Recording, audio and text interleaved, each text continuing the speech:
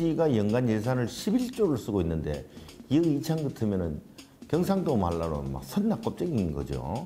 너무 좋은 것들이 이미 있는데 없애고 그 예산은 삭감하고 이해가 안 된다고 생각해요. 작은 도서관 다 돌아간 거 도서관마다 얼마 되지 않을 건데 새로 추경이나 뭐 다른 방법으로 써서 도와줬으면 좋겠다. 이게 2021년도 기준으로 이 공공도서관 통계조사 결과 보고서를 토대로 인구 10만 명당 이 도서관 수를 계산을 한번 해봤습니다. 많이 있겠죠, 그래도. 네, 이거 공공도서관과 작은 도서관을 모두 합한 숫자인데 대구는 10만 명당 10.44개관으로 17개 시도 중에 꼴찌를 기록했습니다. 2021년도 기준으로 공공도서관 이 방문자 수 집계 현황을 보면 대구가 6위입니다.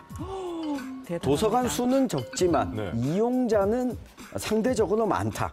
달성군의 경우에는 작은 도서관이 그래도 이제 43개관이 있는데요. 1시간 이상 걸리는 공공도서관 대신 이 작은 도서관들이 그 역할을 좀 메꾸고 있는 셈인 거죠. 작년까지는 대구시에서 2억 2천만 원의 예산이 지원이 됐습니다. 현재 사립 작은 도서관의 수는 211개관인데요. 한 개 도서관당 1년에 100만 원에서 200만 원 정도밖에 지원이 안 됩니다. 올해는 그것마저도 영원 전액 삭감이 된 거죠. 이 서울, 부산, 대구, 대전, 광주, 인천까지 작은 도서관 운영비 예산이 전액 삭감된 곳은 대구가 유일합니다. 대구시 하면 아무튼간 대한민국 교육 수도를 표방해온 도시입니다. 그럼에도 그 표방한 것과는 달리 작은 도서관 예산이 이런 식으로 안 그래도 적었고 그걸 또 그마저도 전액 삭감을 해버린 건데 굉장히 안타까워요. 정책과 행정이 일단 현재로서는 굉장히 동떨어져 있다 이런 느낌이 들 수밖에 없다는 말씀 드리고 부산은 어떤지 이제 또 궁금하거든요. 그래서 빅벙커가 부산에 있는 한 작은 도서관을 가봤습니다. 보시죠. 부산시 남구에 위치한 신나요 도서관. 매주 수요일에 진행되는 캘리그라피 수업인데요. 아이들이 함께할 수 있는 공간이기에 지역 주민들의 호응이 좋다고 합니다.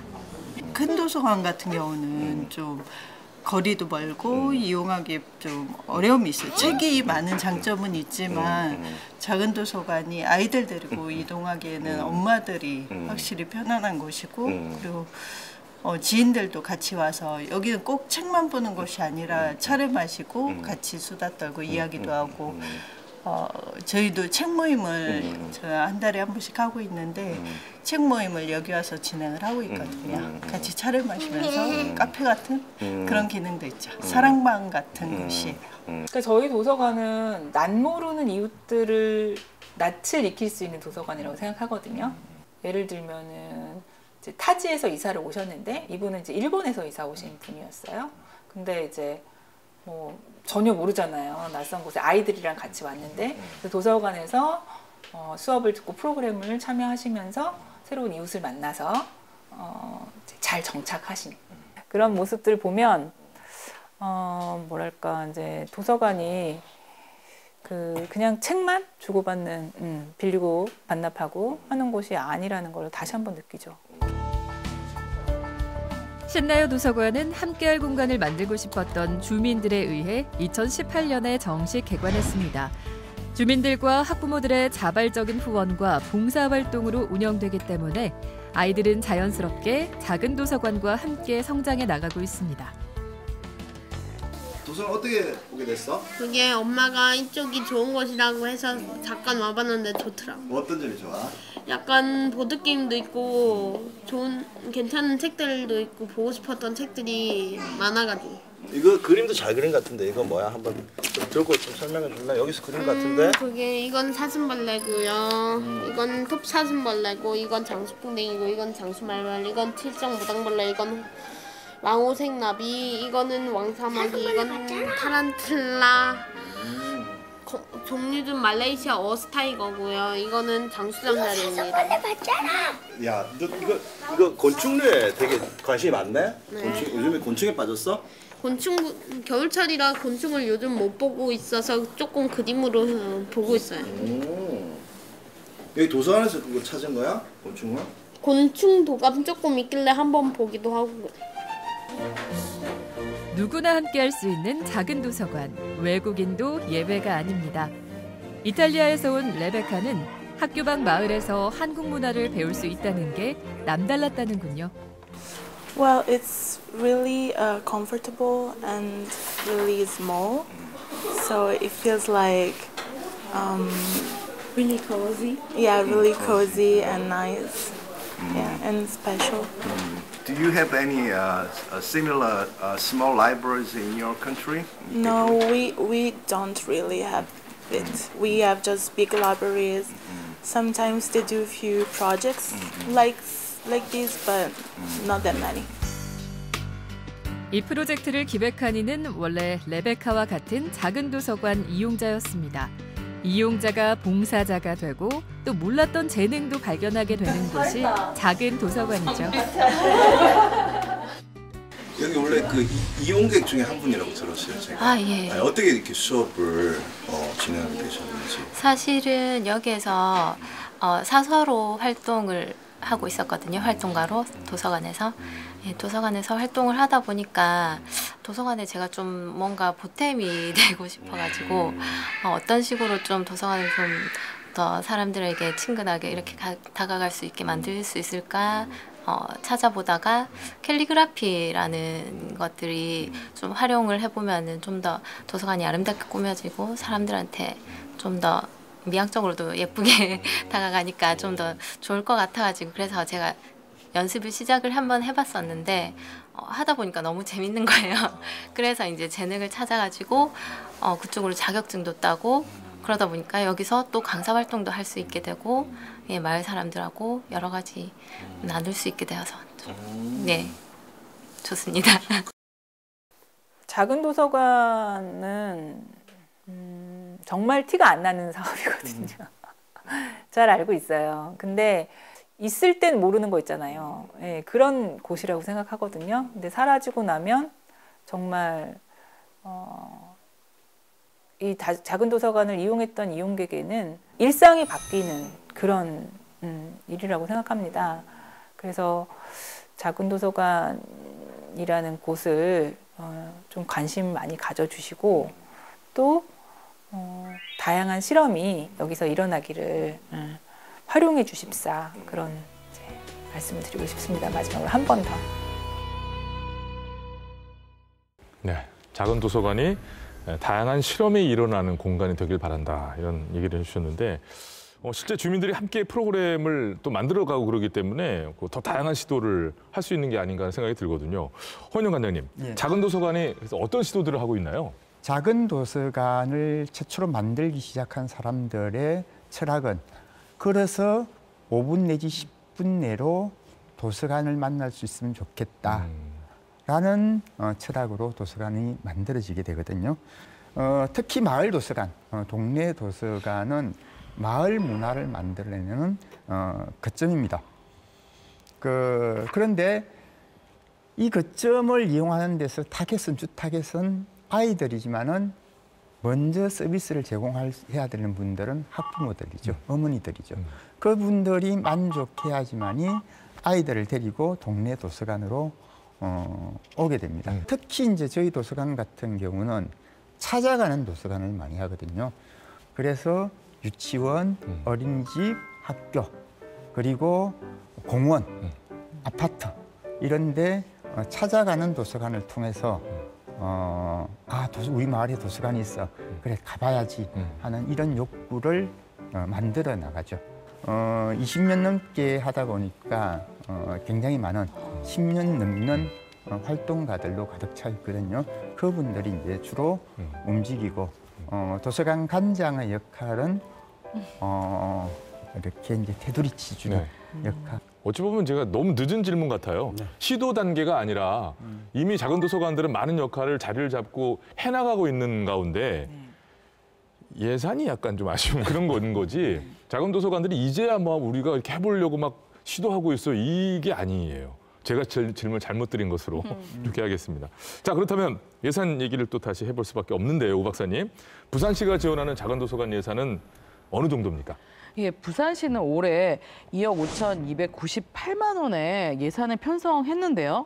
작은 도서관 구입, 도서 구입비 지원비 1억 원, 작은 도서관 냉방비 지원 3,200만 원 등이 포함되어 있습니다.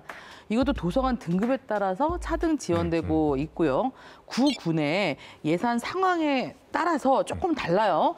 약 2억 원에서 적게는 2천만 원 수준이어서 예산이 이렇게 넉넉한 건 아닙니다. 허 원장님, 예산 어떠세요? 사실 부산시의 이 예산은 2007년도, 8년도 이때 때 만들어진 예산이 그러니까 교육청에서 지원해 주던 예산이었어요. 대표 도서관이 교육청 소속 도서관이었기 때문에요. 시민 도서관이 이제 그 200만 원 정도의 도서 구입비. 그 중에서 50만 원은 운영비로 쓰라. 이 정도로 지원했고 이후에 이제 20만 원이 추가됩니다. 20만 원은 여름철 냉방비로 지원하는 금액이 다였죠. 그 외의 지원은 전혀 없다고 보면 됩니다. 이런 현실이군요. 청 기자님, 네. 그 법 얘기 아까 저 우정 박사님도 지난 시간에 얘기해 주셨는데 작은 도서관을 위한 법이 있잖아요. 법. 네, 2012년에 작은 도서관 진흥법률이 생겼습니다. 이 작은 도서관 법에 따르면 이 면적 33제곱미터, 책 1000권, 열람석 6석 이상의 경우에는 이 도서관법에서 작은 도서관으로 포함하고 있는데요. 이 작은 도서관 진흥법은 이 작은 도서관을 진흥하고 발전시키는데 이 국가나 지방자치단체가 지원을 해야 된다라고 하는 부분이 명시되어 있습니다.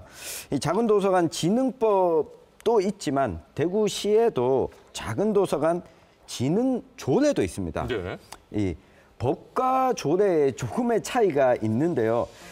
법률에 보면 이 작은 도서관 진흥 계획을 국가 차원에서 지자체 차원에서 수립해야 되고 이것에 대해서 예산을 지원해야 된다라고 명시되어 있는데 대구시의 조례의 경우에는 예산을 지원할 수 있다.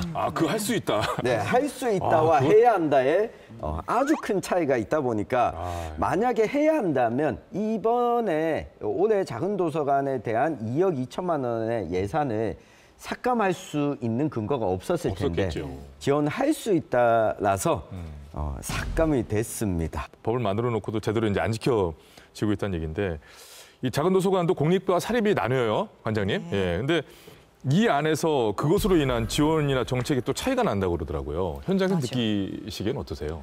공공과 저희가 좀 같은 도서관이어도 저희는 공과금이라든가 이런 것에 대한 지원은 한 푼도 못 받아요. 또 좀 섭섭했던 것 중에는 그 도서관들에게 필요한 시설이나 기자재들이 있잖아요. 단적으로 저희도 공기청정기 이런 거 요즘 얼마나 민감합니까? 이런 것도 공공도서관은 뭐 다양한 채널을 통해서 이제 받아간다면 우리는 거기 대상에도 포함되지 않고요. 도서 반납기 이런 거 설치 저희도 필요한데 혹시 필요하지 않느냐라는 물음조차 없는 이건 조금 불만이 좀 많아요. 그 부분은 특히 더 그랬었을 것 같아요. 많이 서러웠습니다.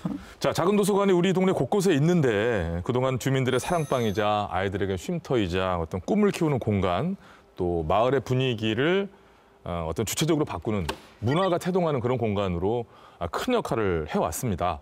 이렇게 작은 도서관이 가진 어떤 공적인 기능, 이런 좋은 기능, 순기능들을 행정이 좀 잘 뒷받침을 해주면 좋겠는데 인식의 대목부터가 사실 좀 아쉬운 점들이 많아서 우리가 얘기 나누고 있었는데요. 그런데 그렇게 되고 있는 곳이 있어요. 우리가 좀 이렇게 아쉬운 얘기만 하고 있었는데 작은 도서관 활성화를 통해 책의 도시로 거듭난 곳입니다. 김해시로 가보겠습니다. 인구 53만 명의 김해시. 책 읽는 도시 브랜드의 중심에는 작은 도서관이 있습니다. 아파트 단지 내에 위치한 하늘빛 작은 도서관도 그중 하나입니다. 김해시의 지원이 시작되면서 작은 도서관뿐 아니라 도시의 모습이 달라졌습니다. 일단은 접근성이 엄청 시민들에게 가까워졌죠. 그러니까 왜 조금만 걸어가면 집 앞에 도서관들이 있는 그게 캐치프레이즈였거든요. 네, 그렇게 해서 이제 도서관이 조성되고 그러면 도서관이 조성되니까 사람들이 모이고 그리고 이제 책에 대한 얘기를 나눌 수밖에 없잖아요. 그렇게 되면서 이제 김해 시민들이 책을 읽는 빈도수가 높아지고, 그리고 이제 그 전에 시립 도서관들에서는 아이들이 힘들었단 말이에요. 조용히 해라, 뛰지 마라, 뭐 이랬는데 이제 작은 도서관이 생기면서, 그러니까 도서관 자체의 문화가 바뀌었다고 생각이 저는 들고, 그리고 그 이후에 이제 세운 정책이 그 책도래라고, 책을 이제 저희 도서관에서 빌려서 다른 집 근처의 도서관에 반납하고, 근처에 도서관이 없는 것들을 다른 도서관에 시립이나 이렇게 빌려서 내 집 앞에서 받아볼 수 있는 그런 역할을 할 수 있게끔 만든 게 작은 도서관 역할이 엄청 크다고 생각이 들거든요. 저희 올해는 운영비 지원 보조 사업을 3천만 원 정도이고요. 그다음에 도서 구입비는 120만 원, 그다음에 뭐 교육청에서 하는 마을교사 프로그램들도 있어요. 그러면 그런 거 신청해서, 그러니까 교사 인프라를 이용할 수 있죠. 교육청과 시가 같이 이렇게 저희는 조금 좀 하고 있는 단계인 것 같아요. 작은 도서관을 이제 지원하고 발전시키면서 대한민국 책의 도시다라는 브랜드까지 얻게 된 김해시인데, 김해시의 이런 작은 도서관 정책을 보시고 느낀 점이 있으실 것 같아요. 평가를 해주실 수도 있을 것 같고요. 김해는 도서관법이 만들어지고, 작은 도서관 진흥법이 만들어지고, 또 아파트에 도서관을 만들어야 된다라는 이렇게 법이 법제화되면서 굉장히 잘 믹싱을 해냈어요. 김해시는 원하는 지역마다 도서관을 만들어주고, 서가를 채워주고, 운영비를 지원해주고, 프로그램과 관련해서도 다양한 프로그램들을 위해서는 교육청과 그리고 김해시가 적극적으로 대응 투자해 들어가는, 그러니까 단순히 도서관 운영비뿐만 아니라 그런 문화 프로그램까지 함께 해주는 역할들을 해주고 있습니다. 관장님 어떻게 보셨어요? 대구시는 광역도시라고 이야기했는데 2억 2천이면 여기 김해시는 14억이나 된다 그러면 대구 많이 노력해야 되겠어요. 몇 해 전에 여기 대한민국 독서대전 할 때 저희 와서 작은 도서관 포럼도 듣고 하면서 김해시 굉장히 잘한다고 사실 좀 감탄도 하고 우리 더 열심히 해야 되는 거 아닌가 이래서 가서 또 열심히 했는데 몇 년 후에 와서 돌아보니까 김해시 잘하는 이유가 있습니다. 저희도 이 정도의 지원이나 이런 거라면은 대한민국 최고의 도서관 도시 될 수 있는데. 우 박사님, 그래서 얼마나 차이 나나요? 우리 지역과 김해시는. 네. 이제 김해시가 이제 지원하는 작은 도서관 이제 예산을 좀 살펴볼게요. 먼저 어떤 곳들이 있는지를 보면 다문화 가정과 이제 시각장애인 등을 위한 특수 도서관 이제 2곳이 있고, 그다음에 주제 특성 도서관이 1곳이 있네요. 그래서 총 38곳이 있습니다. 작은 도서관이. 올해 예산은 앞서 말씀 주신 것처럼 지난해보다 1억 4천만 원이 늘어난 14억 원이네요. 14억 원. 네. 또 권역별 운영 지원 프로그램도 강화 예정이라고 담당자가 밝히고 있습니다. 작은 도서관 환경 개선 사업이 2,700만 원, 작은 도서관 방과 후 돌봄 서비스 지원 1,800만 원. 이 부분이 저는 되게 중요하다고 봐요. 이 작은 도서관이 어떤 책을 읽는 기능, 뭐 그런 기능만이 아니라 돌봄의 공간으로 지금 거듭나고 있는 거거든요. 인식이 그렇게 돼 있다는 거예요. 반면 대구시의 광역시인 대구시는 작은 도서관 지원비 0원이고요. 부산시의 작은 도서관 지원비는 약 2억 5천만 원 정도. 자, 아무튼 지금 만나본 하늘빛 작은 도서관은 아파트 내에 마련된 작은 도서관이에요. 작은 도서관 중에 아파트 도서관 비중이 꽤 된다 그래요, 청 기자님? 네, 가장 비율이 많다고 봐야 됩니다. 아파트 같은 경우에는 500세대 이상의 경우에는 이 작은 도서관을 만들도록 건축법이 정하고 있습니다. 2020년도 기준으로 작은 도서관 실태조사 결과 보고서를 보면 이 사립 작은 도서관이 4,970개가 있는데 이 중에 아파트 작은 도서관이 36.3%, 이 1,805개를 차지하고 있습니다.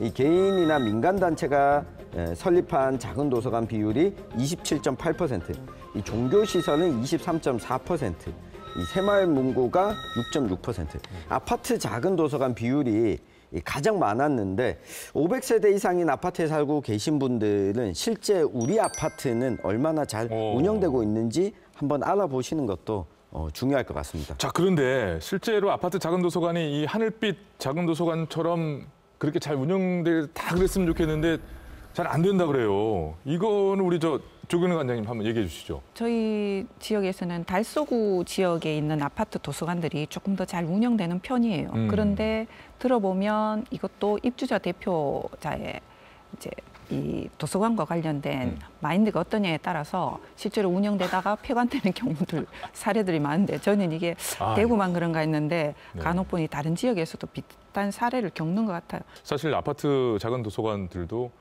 자리를 잡고 실제 주민들이 그것에 대한 어떤 효용을 느끼고 기꺼이 어떤 작은 금액이 관리비에 포함되고 어떤 형식이건 간에 그렇게 되었을 때 받아들일 수 있는 기간까지는 그 시간은 어떤 방법으로든지 좀 보장해 줄 수 있는 그런 구조는 좀 되었으면 하는 그런 바람을 지금 떠올리게 되는데 자 이렇게 마을에서 작은 규모의 도서관으로 시작했지만 시민들의 사랑을 받아서 시외 지원까지 받는 큰 도서관으로 성장하는 경우가 또 있어요. 대구시 최초의 사립 공공도서관을 저희가 찾아가 봤습니다. 만나보시죠. 1978년 7월 설립된 세벗도서관은 87 민주화 운동의 영향으로 당시 지역 청년과 청소년들을 대상으로 시작되었습니다. 처음에는 문고 수준의 작은 도서관이었지만 대구시 최초의 사립 공공도서관으로 지정이 됐습니다. 90년대부터 저희들이 이제 했는 게 이제 사회 문화 현안에 대해서 요즘으로 이야기하면은 인문학 강좌라고 할 수 있는 그죠? 그런 강좌를 지역에서 박홍규 교수, 이정우 교수님 이런 분들이 나서가지고 그걸 했고 그 당시에 벌써 저희들이 구성의 성강좌도 하고 그다음에 신영보 스님도 나온 지 얼마 안 됐을 때 초빙을 했으니 큰 돈 안 들이고 아주 뜨기 전에 오셔가지고 할 정도로 이제 저희들이 조금 그 부분에서는 앞선 거죠. 도서관은 공론의 장이 되기도 하는데요. 국가를 만들겠다는 생각을 한도 안 하고 오늘은 민주주의에 대해서 함께 생각해보는 시간입니다. 노동자들이 실제로 있는데 특히 소련 붕괴 이후 시민들의 참여로 이루어지는 사립공공도서관은 지역민의 후원과 지자체의 지원으로 운영이 되고 있습니다. 이미 현실적으로 많은 부분이 같이 공유하고 있고 이처럼 도서관은 역사, 철학, 문학 등 다양한 사회 문제를 토론하고 우리 사회의 민주시민을 길러내는 제2의 학교이기도 합니다. 지금 약간 우려되는 지점은 이거는 대구시는 아직 이제 건립하는 단계고 이런데 작년에 법이 바뀌면서 지역의 이 대표 도서관이 일종의 또 다른 공공도서관의 한 형태로 기능을 들어간 것처럼 그렇게 돼가 있더라고요. 예컨대 대구 대표 도서관이 앞으로 그렇게 흘러간다면은 또 다른 시립중앙도서관이 하나 생기는 거죠. 그죠? 그러면 그 시립중앙도서관은 일반 공공도서관의 역할을 치중하다 보면은 경쟁적인 입구로 진행이 될 거 아니에요. 예컨대 두려 도서관보다 우리 도서관이 더 잘해야지 문화 강좌도 더 많이 하고 이건 어쩔 수 없는 인간 사회에서 나타나는 관료 사회는 특히 더 심할 수가 있잖아요. 그죠? 이렇게 되면은 이 대표 도서관이 해야 되는 정책 기능은 사라지고, 그죠? 또 다른 공공도서관이 하나 생긴다는 거는 이건 좀 문제가 되는 거죠. 사립공공도서관은 사립 작은 도서관과는 크기 차이가 있나요? 어떤 차이가 있나요? 크기 차이가 있습니다. 그런가요? 앞서 우리 관장님께서 이야기해 주셨지만 이게 자꾸 사립 공립 그리고 작은 도서관 헷갈릴 수 있는데 비교를 하면 우리 중고등학교 중에 공립 있고 사립 있지 않습니까? 근데 이 학교가 모두 다 공공교육기관입니다. 그래서 도서관은 다 공공이라고 보면 될 것 같고요. 사립 공공도서관의 경우에는 이 규모가 100평 이상, 책이 10,000권 이상, 또 사서 자격증을 가지고 있는 상시 근무자가 1명 이상 있으면 사립 공공도서관 자격을 얻을 수가 있습니다.